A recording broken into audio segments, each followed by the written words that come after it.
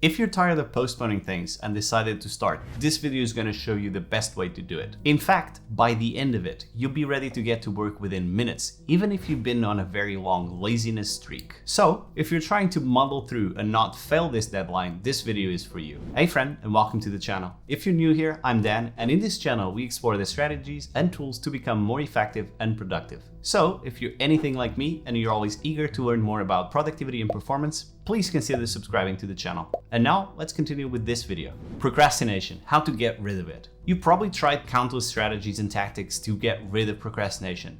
Do this, do that, but then nothing happens. So you keep looking for answers. The problem is, you have a deadline due very soon. Tomorrow, maybe today.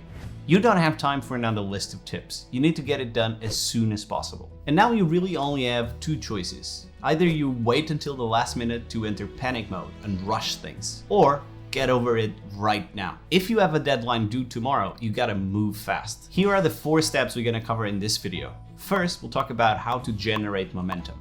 Then, we're going to talk about how to prepare your environment for distractions. Third step is how to narrow your focus. And then the final step will be all about how to avoid the procrastination trap. This is a sequence, so you should follow that order. And if you feel like you already have some of the steps covered, feel free to skip ahead with the timestamps provided below. Now, if you know anything about procrastination, it's no secret that speed can sacrifice quality. And if you make mistakes, you might need to restart the project and start over again. The best way to get things done is to start as early as possible, but that's easier said than done. This video is going to show you how to solve procrastination today, so you can do all those things you can stop worrying about. Are you tired of wasting time? Tired of reacting to deadlines? Tired to rushing through work against your will? Procrastination can be a pain in the neck. It always appears with a different excuse, and you don't find out until it's too late. But no worries, the strategy I'm about to share works every single time. And it doesn't take a dozen steps. It's probably nothing you don't know already. It only takes a few minutes of guided action to work. So let's start with the big one. You know what to do and why you want it, but you can't get started. In other words, you lack momentum. We all know what it feels like. You try to do the work and it feels so uncomfortable. We feel bored when it's too easy and we feel stressed when it's too hard. It's frustrating and confusing when there's little time left and you don't know where to start. I know you want to get things done, but to get the results, we first have to identify the causes. So instead of worrying about pending tasks, all you need to do is focus on your next action and trust that that action will lead to the next one and the next one until you finish work. When you don't feel like starting, don't obsess about results. You first need to learn how to start working immediately and enjoy it. That can be hard when having so much to do. But you'll be amazed at how different you feel the moment you're a few minutes into it. For this exercise, all you need to do is set a 2-minute timer. You get ready for work, start the timer, and you commit to giving your absolute best for that time. That's it. After the alarm goes off, you might feel like working a bit longer. So you stay 5 minutes instead of 2. And the next time it's 10, 15, 20. The challenge here isn't the workload, but your own expectations. You may think, I can't finish the whole project in under 2 minutes. But the goal isn't to get things done, it's to get started. And because it's only 2 minutes, you won't mind doing it. Try it right now and let me know in the comments your results with this simple technique. After the 2 minutes, you can keep going or stop. And when you stop for a break, you come back to work once you think you can do another 2. And before you know it, you have half of the project done. Remember, amateurs wait for inspiration to start. Professionals just get to work. Believe it or not, 2 minutes of work is a great achievement. You need to get over your ego, who thinks you should be doing so much more. Not many people accept that. I suppose you want to go from 2 minutes to 10, 20, 30 minutes. And to do that, you'll need to prepare your environment for distractions. Imagine this. After days of procrastination, you finally get to work. You do more than 30 minutes and enter the flow state. You're doing great. But then you get a phone notification. You know, another junk email. You've only distracted for 2 seconds and you've already lost all your focus. Now it's going to take another half an hour to get back on the zone. Here's the thing. As a procrastinator, you know how hard it is to make you work. And if you get productive, you don't know how long it will last. Probably not too long. If you don't isolate your environment, you will lose the momentum you just built. Before we go any further, is there any distraction-free environment you know?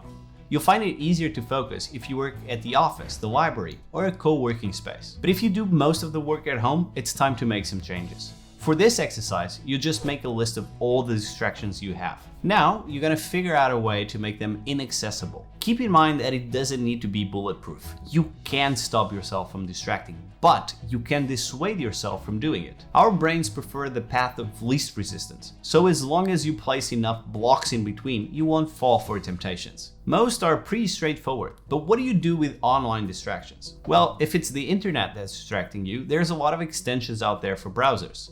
But how do you block your apps and programs? It's not enough to close it and put the phone away. There has to be enough resistance so that you don't even think about it. Do you want to know how I do it? When it's break time, I open the app, which could be social media or a game. And when I finish my session, I simply log out of the app. And for really distracting apps like social media, I really like to hide my password in a document. And it takes me a little bit longer to get and retrieve that password to log in once again.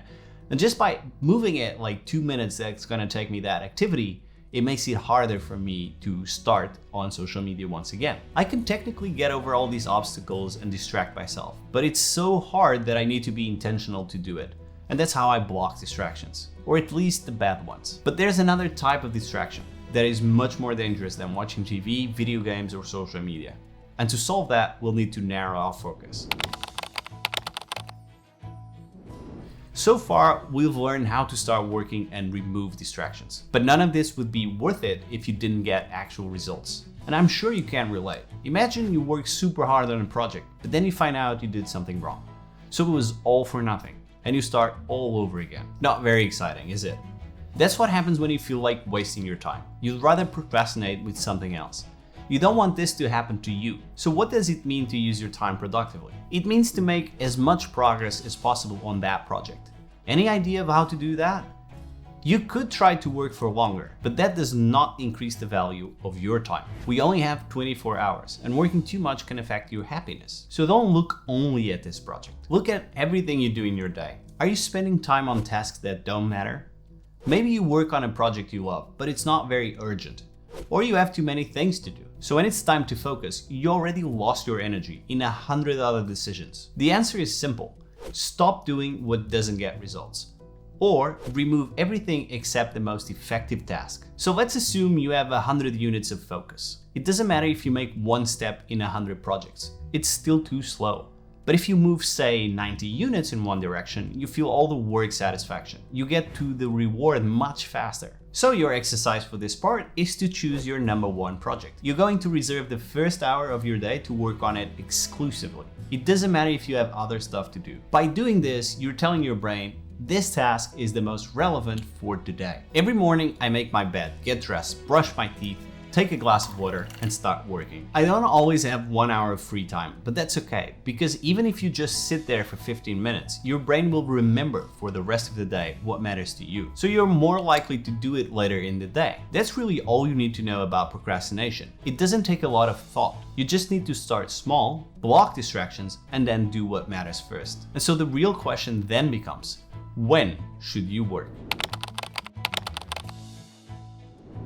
Comment if you agree. You already knew how to stop procrastinating before watching this video, but that doesn't mean you know when to do it. Maybe you say, I now know how to stop procrastinating. I know what I'm doing, so there's no problem if I start working later. Or because it's too easy, you prefer to work under pressure. I understand you may be too skilled for your job, but this lack of interest can also lower your productivity. Have you ever made dumb mistakes because of boredom?